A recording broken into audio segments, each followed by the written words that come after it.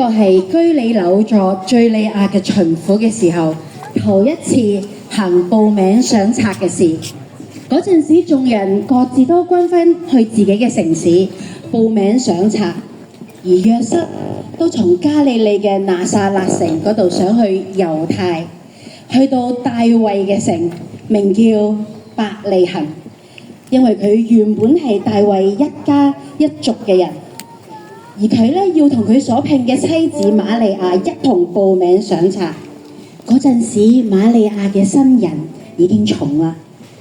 佢哋喺嗰度嘅時間，瑪利亞嘅產期到咗，就生咗佢哋頭胎嘅兒子，用布包起，放喺個馬槽裏邊。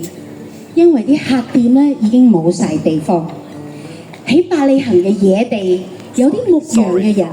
而夜晚咧，佢哋輪班喺度睇住緊啲羊群，而有主嘅使者企喺佢哋嘅隔離，主嘅榮光喺四面照住佢哋。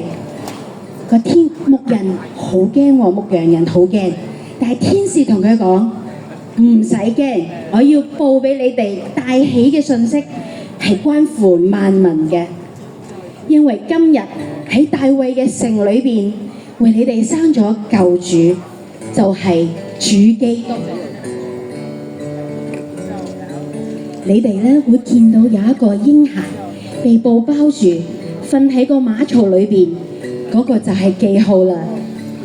突然之間，有一大隊天兵同個天使讚美神，講話喺至高之處榮耀歸於神，喺地上平安會歸俾佢所喜悅嘅人。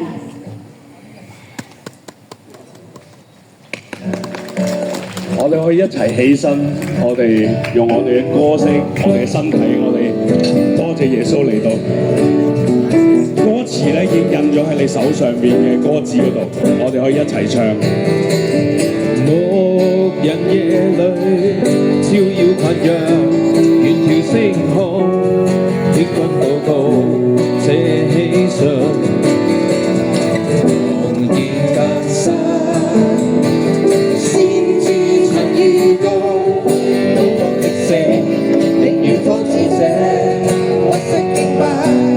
主會來臨，全地慶祝，